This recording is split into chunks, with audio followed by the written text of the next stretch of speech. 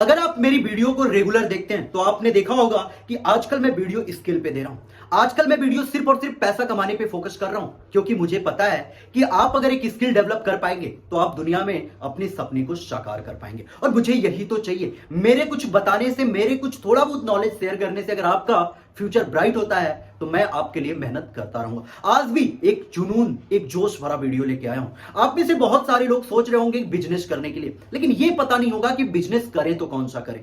क्योंकि बिजनेस कोई भी अगर आंख मूंद के आप करते हो तो फेल होने के 99% चांस रहते हैं, लेकिन अगर आप बिजनेस करने से पहले सोचते हो तो थोड़ा तो सफल होने के चांसेस होते ही हैं। आपको पता है कि आप क्या करना चाहते हो, आप बेटर डिसाइड कर सकते हो। मेरा काम है आपको बताना। आने वाले समय में 5 ऐसे बिजनेसेस के ट्रेंड आने वाले हैं। मैं आपको उन्हीं बिजनेस के बारे में बताने जा रहा हूं। 5 बिजनेस। पहले नंबर पर आता है कैटरिंग का धंधा। कैटरिंग यानी खाना सबको चाहिए। खेले बिना आदमी रह सकता है, घूमे बिना रह सकता है, दौड़े बिना रह सकता है, लेकिन खाए बिना नहीं रह सकता। खाना हर किसी को चाहिए। कैटरिंग का एक और फायदा भी है। जो बच्चे गांव से पढ़ाई के लिए बाहर आते हैं, बहुत सारे बच्चे अपने घर में खाना तो बनाते हैं, लेकिन कुछ बच्चे ऐसे भी होते हैं जिन्हें टिफिन लगाना होता है, जिन्हें टाइम नहीं होता, पढ़ाई से फुर्सत नहीं मिलती कि वो बैठ के खाना बनाए। वो क्या करते हैं कि टिफिन लगाते हैं, और उनके लिए आप खाना बनाओ और टिफिन सर्व करो। वहां से आपकी इनकम जनरेट होगी। कैटरिंग का और भी फायदा है। कैटरिंग आप घर के बहुत सारे बड़े बड़े इवेंट प्लानर बैठे हुए हैं जिनसे आप कांटेक्ट कर सकते हो। आप वहां जाओ, उन्हें बताओ कि आप ये चीजें बना लेते हो। आपकी एक प्रोफाइल गूगल पे आप तैयार कर सकते हो, ताकि लोग आपको अगर सर्च भी करें तो वो आसानी से आपको पा सके। और आप लॉन्च से, वेडिंग प्लानर से, ऐसे अपने बैनर पोस्टर के थ्रू भी बहुत सारी मार्केटिंग कर सकते हो, और वहां से आपकी इनकम जनरेट होगी। किसी के शादी विवाह में खाना बनाया, बर्थडे में किए, एक अच्छा प्रोफेशनल आप कैंटीन चला सकते हो अगर आप कैटरिंग का धंधा अच्छे से करते हो तो। इसके लिए आपको सिंपली कुछ चीजों की जरूरत पड़ेगी। फूड लाइसेंस, ये होना तो हर किसी को बहुत जरूरी है, क्योंकि आप क्या बनाते हो उसका प्रूफ देना बहुत जरूरी होता है कि वो कितना शुद्ध है, कितना सेफ है, क्योंकि हर आदमी को सेफ्टी चाहिए। आप जब बना रहे हो कितना वो हाइजेनिक है, कितना अनहाइजेनिक है, ये लोगों को प्रूफ होना चाहिए। उसके लिए आपको, आपके पास एक सर्टिफाइड लाइसेंस होना चाहिए, जिससे आपको लोग तुरंत अप्रोच कर पाएंगे। तो लाइसेंस पहले बनवाएंगे। एक फूड टेस्ट के लिए आपके पास एक ऐसा आदमी होना चाहिए जो आपको बता सके कि हाँ, आपने जो बनाया है वो काफी बेस्ट है। दूसरे नंबर पर आते हैं रेस्टोरेंट। आप कैटरिंग का धंधा नहीं कर सकते, कोई बात नहीं, आप घूम नहीं सकते, जा नहीं सकते, कोई बात नहीं, लेकिन रेस्टोरेंट खोल के तो बैठो। लोग आपके पास चल के आएंगे खाने के लिए। खाना खाना सबको है, चाहे उनके घर तक आप पहुंचाओ, चाहे अपने पास बुला के खिलाओ। रेस्टोरेंट का धंधा बहुत जोरों शोरों पे चल रहा है, और आजकल धंधा सबसे ज्यादा क्लाउड किचन का चल रहा है। वो भी आपको कहीं नहीं जाना है, आप वहां बैठो, काम करो, फूड तैयार करो और डिलीवरी बॉय के थ्रू उन्हें डिलीवर करवाओ। लोग ऑर्डर आपको व्हाट्सएप के थ्रू, आपकी वेबसाइट के थ्रू, या फिर किसी भी चीज से आपको ऑर्डर कर सकते हैं। रेस्टोरेंट 2 टाइप की होती है, क्लाउड किचन जो भी मैंने बताया, और एक रेस्टोरेंट होता है डाइनिंग, जिसपे लोग बैठें और आके खाएं। एक अच्छा सा लोकेशन होना चाहिए उसके लिए।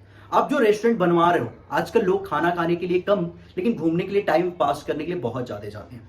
आज की यूथ थोड़ा सा रोमांटिक प्लेस पसंद करती है, तो आपको उस हिसाब से अपने रेस्टोरेंट को क्रिएट करना होगा अगर आपको इस बिजनेस के अंदर सर्वाइव करना है, आपको इस बिजनेस के अंदर अच्छा चलना है। तो फूड में सेम चीज कैटरिंग के लिए, कैटरिंग के जैसा ही होगा। इसमें भी आपको फूड लाइसेंस होना बहुत जरूरी है, ताकि आप फूड को सर्व कर सको, आप फूड को बेच सको। आप क्वांटिटी अपनी उतना ही रखो जितना आप लोगों को दे सको। इससे फायदा ये होता है कि इससे आपके रिपीट कस्टमर बनते हैं।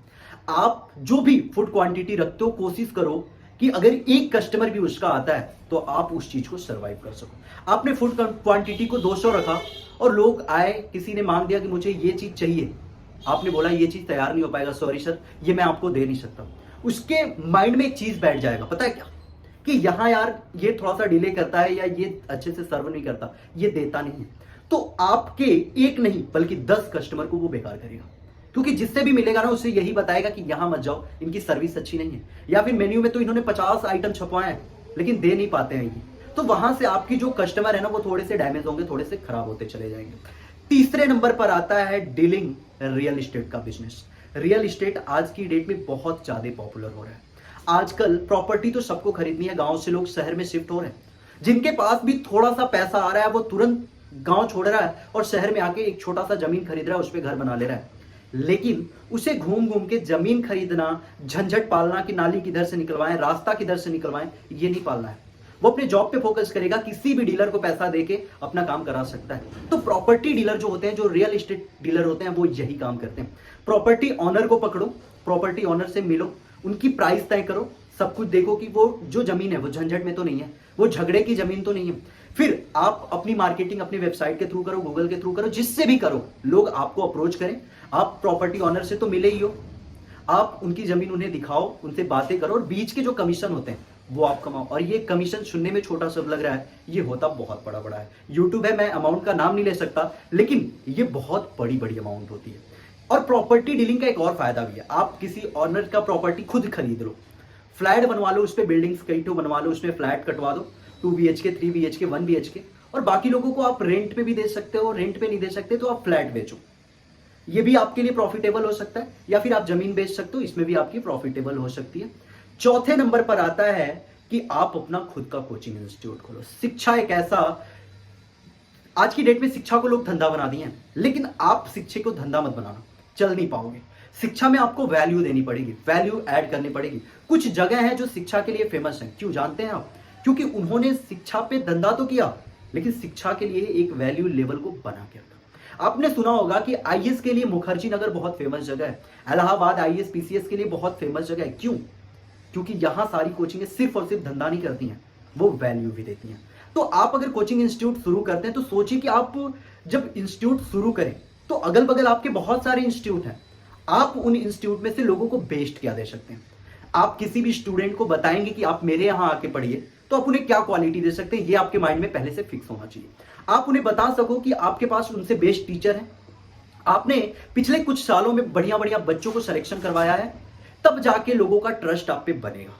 लेकिन अगर आप नया नया शुरू कर रहे हो, आपने कोई सिलेक्शन नहीं किया, तो भी आपके माइंड में एक सवाल होना चाहिए, एक जवाब होना चाहिए कि सामने वाला जब आपसे कोई पूछे तो आप उसके जवाब को दे पाओ। आपको पूरी तैयारी के साथ अपने धंधे में उतरना चाहिए, चाहे आप कोचिंग का बिजनेस करो, कैटरिंग का करो, रेस्टोरेंट का करो, या फिर रियल एस्टेट का करो। कोई भी काम आप करते हो तो आपके माइंड में पहले से ही फिक्स होना चाहिए कि आप जो चीजें कर रहे हो, अगर उससे रिलेटेड कोई भी आपसे कोई क्वेश्चन पूछता है तो उसका जवाब आप दे पाओ। क्योंकि अगर सामने वाला आपसे कुछ पूछ रहा है ना, तो वो उसके माइंड में आंसर फिक्स होता है। आप जो बताओगे ना, कहीं ना कहीं उससे सिमिलर होना चाहिए। तो इसके लिए आपके पास सबसे बेस्ट उपाय यही है कि पहले आप कुछ कोचिंग इंस्टीट्यूट में काम करो। कुछ कोचिंग इंस्टीट्यूट में काम करते करते वहां आप पढ़ा भी सकते हो, रिसेप्शनिस्ट भी बन सकते हो, रिसेप्शन पे भी बैठ सकते हो। पहले कोचिंग इंस्टीट्यूट के मॉडल को समझो। जब तक आप समझ नहीं पाओगे तब तक आप अपनी लाइफ में कुछ नहीं कर पाओगे। आप कोई भी धंधा शुरू करो, पहले उसके बारे में जानो। अब 6 महीने, आज आपने सोचा कि मुझे ये करना है, आप 6 महीने बाद शुरू करना, लेकिन जो पिछला 6 महीना है ना, वो अगर फोकस करके सिर्फ और सिर्फ लर्निंग पे ध्यान दिया तो आगे के 6 महीने आपको लॉस में बर्बाद नहीं करने पड़ेंगे। तो सही बात है ना, शुरुआत करके लॉस में जाने से बढ़िया है कि शुरुआत करने से पहले ही सीख लिया जाए, है कि नहीं? तो आप इस चीज को भी अच्छे से कर सकते हो। 5वें नंबर पर आता है कि रेडीमेड फूड प्रोडक्ट आप बेच सकते हो। आपने देखा होगा, आप बहुत सारे नमकीन के ब्रांड देखते हो, बहुत सारे पापड़ के ब्रांड देखते हो, बहुत सारे बिस्किट के ब्रांड देखते हो। तो आप इस धंधे को भी शुरू कर सकते हो, क्योंकि स्नैक्स, नमकीन हो, बिस्किट हो, केक्स हो, ये कभी बंद नहीं होने वाले। एक छोटा बच्चा हो या 80 साल का बूढ़ा हो, हर किसी को स्नैक्स पसंद आते हैं। हर कोई चाहता है कि वो कुछ चीजें अच्छी खाए जिसे वो टेस्टी फील करे। सेहत अपने देश के अंदर बहुत कम लोग फॉलो करते हैं, अपने देश के अंदर टेस्ट को लोग फॉलो करते हैं। आप जितना बढ़िया लोगों को टेस्ट दोगे, उतना आप पैसा जनरेट कर पाओगे, उतना आप पैसा कमा पाओगे। अब बात आती है कि इसके लिए तो एक बड़ी सी फैक्ट्री डालनी पड़ेगी। मेरे दोस्त, जरूरी नहीं। आप अपने घर में कुछ 2-4 मशीनों की जरूरत पड़ेगी, आप उन्हें डाल सकते हो। 2-4 मशीनें अपने घर में ही आप बैठाओ, कुछ बिजली तो आप यूज करते ही हो, एक्स्ट्रा बिजली बिल आपको देना पड़ेगा। एक घर के कमरे का एक स्पेस ले लो, वहां से आप प्रोडक्ट को तैयार करो और मार्केट ले जाके खुद बेचो। पहले आप मार्केटिंग, देखिए एक चीज मैं बताऊं, अगर आप धंधा करने जाते हो तो आपसे बड़ा मार्केटिंग एक्सपर्ट कोई नहीं हो सकता, क्योंकि आप अपने धंधे को जितना बेस्ट समझते हो, आपसे बेस्ट आपके धंधे को कोई आपका एम्प्लॉय नहीं समझ पाएगा। ठीक है, एम्प्लॉय एक समय के बाद अच्छे लगते हैं, लेकिन स्टार्ट कर रहे हो ना भाई, जितना ज्यादा से ज्यादा पैसा बचाओगे, आगे आपके धंधे को एक्सपेंड करने में वो आपका मदद करेगा। आप स्टार्टिंग में ही एक बड़ी सी फैक्ट्री ले लिए, स्पेस ले लिया, आपने कोई प्रोडक्ट तैयार किया और आप 10-12 एम्प्लॉय रख लिए जो जाके मार्केटिंग कर रहे हैं, बेच रहे हैं। आपकी प्रोडक्ट की अच्छी क्वालिटी नहीं होगी तो मार्केट के अंदर कोई खरीदेगा, आप धाराशाही हो जाओ। फिर आपको लगेगा कि यार मैंने गलत कदम उठा लिए। भाई, गलत कदम कोई नहीं होता। आज की डेट में हर इंसान अच्छा काम कर रहा है, गलत सिर्फ और सिर्फ अपने फैसले की वजह से बनता है। आप कोई भी काम करते हो, आप सोच समझ के करो। आपको लगे थोड़ा सा भी कि मुझे ये काम करना है, तो 2 4 5 दिन अपने आप को अकेले करो और फिर सोचो कि इन 5 दिनों में सिर्फ आपको यही सोचना है कि क्या जो मैं करने जा रहा हूं वो काम बेस्ट है। अगर आपको लगता है कि बेस्ट है, मैं झंडे गाड़ लूंगा, तो आप कर सकते हो। क्योंकि किसी ने कहा है कि दुनिया में कुछ भी पाना आसान है, अपने फील्ड के एक्सपर्ट तो बनो। बाकी आगे भी ऐसे वीडियो देता रहूंगा। इनमें से कौन सी टॉपिक पे आपको एक्सप्लेन में वीडियो चाहिए, आप कमेंट बॉक्स में लिख के मैं जरूर बताइएगा। मैं उस पर फुल वीडियोस आपको दूंगा। नमस्कार, मिलते हैं अगले वीडियो।